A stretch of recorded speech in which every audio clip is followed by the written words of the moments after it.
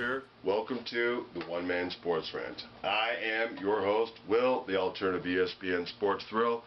We're talking about updates with baseball, and then a cool thing coming up that ESPN Sports Science did about the greatest athlete ever. So you see, got the 1962 when they were founded, Houston Astro Baseball here.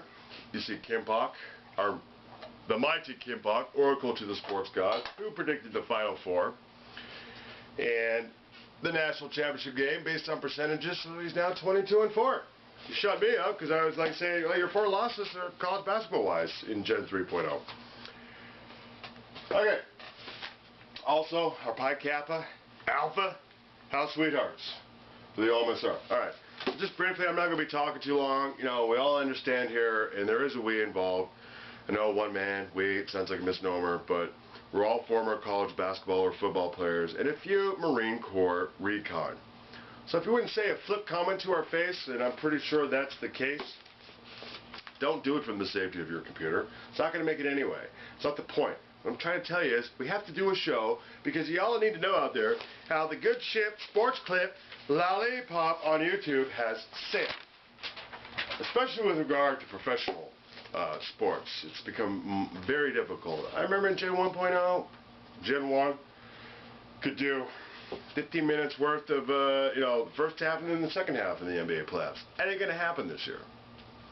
There has to be an amalgamation, minimal use, within the fair use standard and derivatives, all at the DCMA, which we adhere to around here. All right, so now you know. So save the comments for the actual sporting event we're able to bring you. For a pro bono sports show, you're getting way more than a minute and a half. I promise. All right, so on that note, this show is copyright to the OMSR with brief video highlights courtesy to ESPN, MLB, and or NBA networks. The OMSR doesn't own these video highlights, but does own all the other original content, the overall concept herein, thereof, therefore, most rights reserved. They retain the last right for the videos. But I've been doing this from day one in Generation 1. And so it's like that. But it's become even more so. So y'all understand. But it's not that I want to have to do a show. I'd rather just bring you a lot of sports clips and rack up a million hits each time. It ain't going to happen. Alright. So I'm going to use this as the baseline show for how to do Major League Baseball when they play 160, 80 some odd games. We're going to do it twice a week on Thursdays, today, and Tuesdays. We're going to defer to baseball tonight. They probably brought the best highlights of the game. And then after that, we're going to use this as the baseline show for the greatest athlete ever. We're talking soccer, guys. Basketball. Football. Baseball. Yes, I know it's not. It's softball sized. And when they say it's hailing softball size, hide the women and children, but hide the car first, right? And little Roger Federer, tennis. All right. So thanks for watching. No silly DUIs while you're out there celebrating sports. Stay tuned. Bring you more. I'm mostly talking to subscribers here, but there is a reason for new viewers and would-be viewers in the future, do try to keep it original and all that without thinking I'm all that, because I really don't. Again, we're forced to do this because of the DCMA. And roll game clips.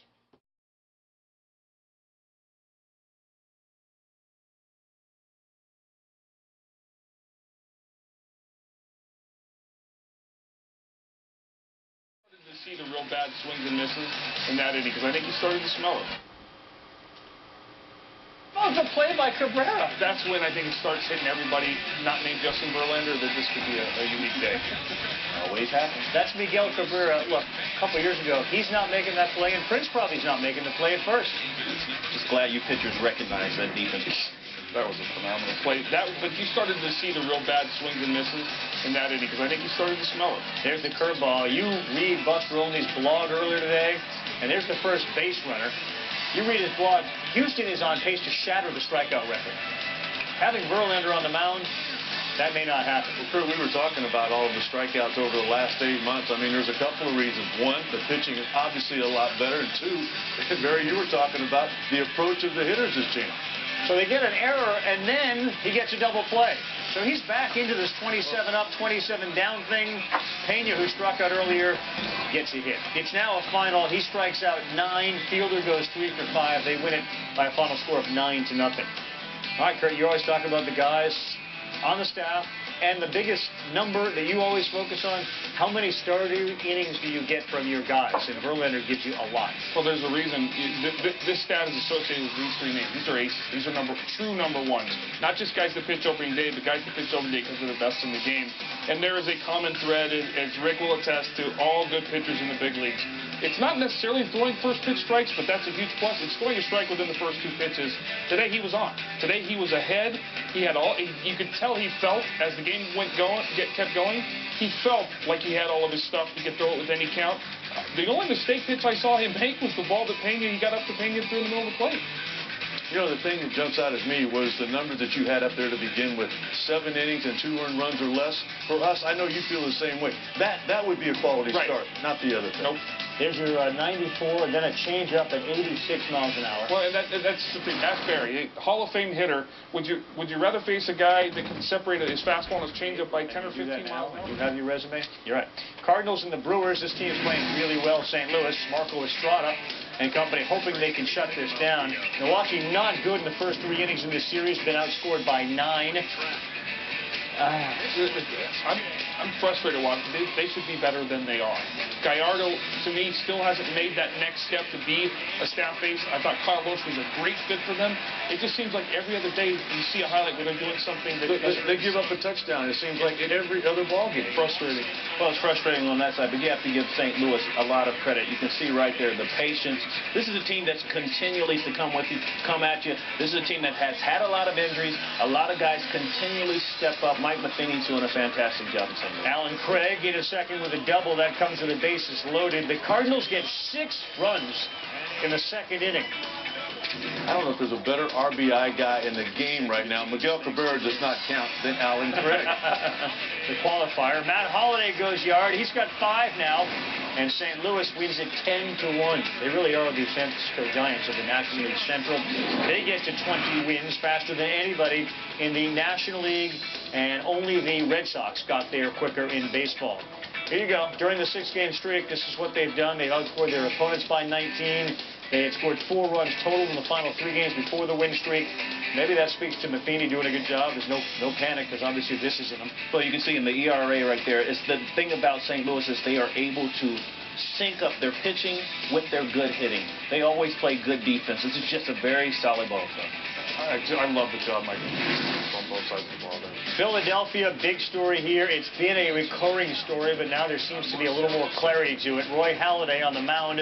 Marcell Ozuna in the 1st inning. The bases loaded. That alone is troubling. Bases loaded 1st inning off Halladay. It's Miami. Ozuna went 4 for 5. He had 3 RBI. They're up 2-zip at that point. And then an 86-mile-an-hour little cutter there that Greg Dobbs drives to right. And Carl, once again, it's not necessarily the velocity, although it is certainly down. It's the level or the lack of changing of the level of his pitches. You can see the slider right there just on one plane. The fastball doesn't have the tail out of the zone. You can see that ball right there just up in the zone.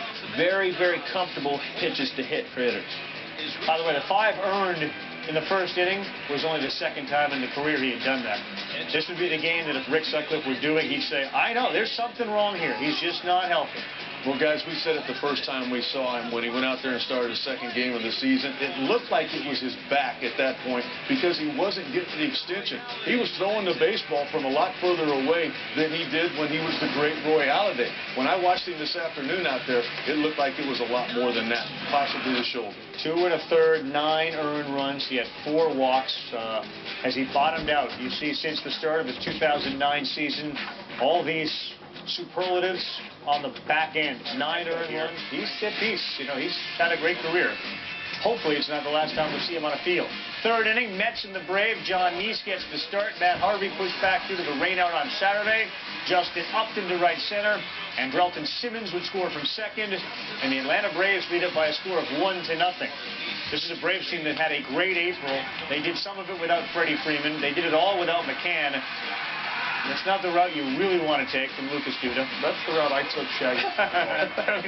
We call that the circuitous route. The Braves get a 3-zip lead. Nice, this one gets past Buck. Freeman, safe. We're going to talk about some of the problems the Mets have, but I'm going to go the other side of the coin. The Braves have done nothing in April to make you think that they're not going to be contending for a World Series. That one off the glove of right seems to take a bad hop. Or did he just have it go off his glove? Just took a bad hop. Official score says infield single. Wow. We're all on board. Wow. Reed Johnson. Braves get a 5-0 lead.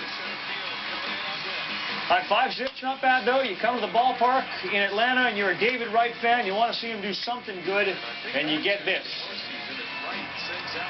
Well, that's something good. Certainly, David Wright loves that ball out away from him to get those arms extended. Pop. I'll give him some credit, but I know one thing. You give Tim Hudson a 5-0 lead, the Braves are going to win that ball game. Freddie Freeman's second home run of the year. The Braves go on and win it by a score of 9-4. And Carl, like you said, they're possibly going to get Brian McCann back for tomorrow night's game in Cincinnati. That lineup starting to get some link to it. That's our ESPN game at 7. Bryce Harper here. Quick check of third base. And right away you see John Hirschbeck down there throw his arms up. So what was he responding to? Harper, did he check his swing? He kind of said, really? And then he says, what? Harper threw the helmet down, and at that point, he got thrown out of the game. Did he throw him out because of the helmet drop or throw, toss? It's kind of the drop. It was the helmet. It wasn't really an animated throw. Now, here's what the umpire had to say. The umpire down at third base is John Hirschbeck. He says, even the hands up in the air is showing me up. I could have ejected him right then. I was nice enough to leave him in the game. And then he slammed his bat down. And then on top of that, he slammed his helmet. I had no other recourse, really, end quote. Really? He didn't say it like, really? Right. But you just I just did. Right. Really? Where in the rule book does it say that's an ejectable offense? And where in the rules of anything is the umpire being shown up? And I get it. You don't want to do that, and you want these guys competing. You want the passion. You want that thing that makes them them. Yeah, he's a young player, but to me, he was looking for a reason to be part And you know of what bothers me so much, guys, is that John Hirschbeck is the umpire down the third base line. Bryce Harper's a left fielder. After that's over with, he's got to go out in that direction. If you're a veteran umpire, you tell the guy, hey, you can't be doing that. You know what Bryce Harper's all about. He's ultra competitive. He's probably more mad at himself than he was the umpire there. But what bothered me more than anything, all those people that might have come to that ball game to watch Bryce Harper play, and the next thing you know, as an umpire, you take him out of the ball game. That's what bothers me, because we wouldn't be there without those fans. All right, before we move on, let's hear what the manager of the Nats, Davey Johnson, said about this whole thing. I was going to give Harper a day off, but I didn't expect it to go that way. Well, I mean, he raised the bat, and I got on John a little bit. John, he's young, temperamental. He raised the bat. I mean, you didn't have to walk toward him, but he made the right call, but Harp's got to understand, that's what happens. So Dave played it down the middle there, sort of like, look, I get it. He showed up the umpire, and he did. He showed him up. Doesn't mean that I, don't agree with it, but he showed him up. Go ahead. No. Go ahead. We were talking about it to you all the time, Carl. I You know. just cut Barry off right there. We were talking about the Hirschbeck brothers. John was the nice one. The nice one. Right. Did he show him up? Isn't that He reacted. Hands up in the air. It's a natural reaction. You're right. He is young. He's learning. Now he'll learn that he can't throw his hands in the air. But you know what? It's a reaction. You're passionate. He certainly is a passionate guy. Everything he does is 100%. You know what? It happened. He'll learn from it. He got a day off. Got just smoke billowing out of Sutcliffe's ears right now. The biggest part is what Davey said. Right, Hirschbeck right. can't He come called after him right He there. called it. Just wait on him. He's going to come in your direction, and you can talk about it then and solve the problem. But it becomes personal. You saw what Hershey said. Hershey said, he showed me up. I was nice enough to leave him in the game, but he showed me up. Then he drops the bat, then he drops the helmet. I had no recourse. For the most part, he is a good umpire, but Rick's right. That's what good umpires would let that situation settle itself and talk to him as he goes to the outfield and say, hey, you got to stop. You can't do that. And now the rest of the story, because there was actually a game played here with Harper gone. 3 minutes later, we're talking 3 minutes, 180 seconds. Starling Marte off Gio. He has now homered in 4 of the last 5 ball games. Marte has scored a run in each of the last 8 ball games. Pirate Pride, they're up 1-0. And then Gio seemed to settle down a little bit. Well, you can see those 2 pitches. He turned over the fastball, or it was a changeup, able to throw the ball to the outside part of the plate, and then comes back across with that sidewind fastball, whatever you pitchers call it, nasty. Ian Desmond with a good play, making it look routine. After the first inning, John McDonald gone. This is the next level for him. Last year, he had a phenomenal year last year, but he's not a guy that commands his fastball exceptionally well for as well as he's pitched.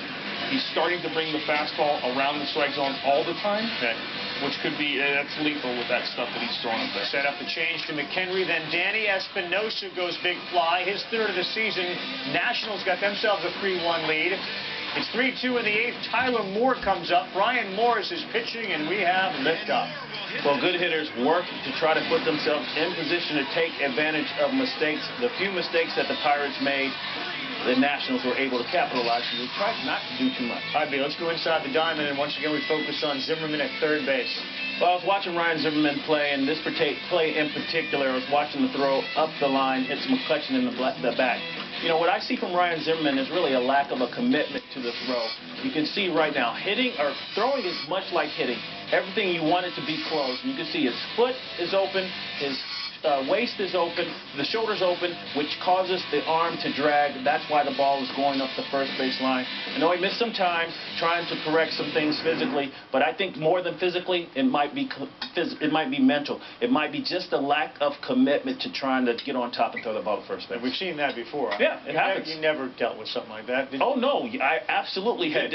Absolutely. And when I did, when it became mental, that's when I threw the 3 balls away in Dodger Stadium. Good. That's what happens. But okay, so how did you overcome it? But it's not a physical thing. He has to be 100% healthy physically, and then you start working on trying to get on top. There's a series of things that you can do to try to make sure you get on top. He's just not getting there.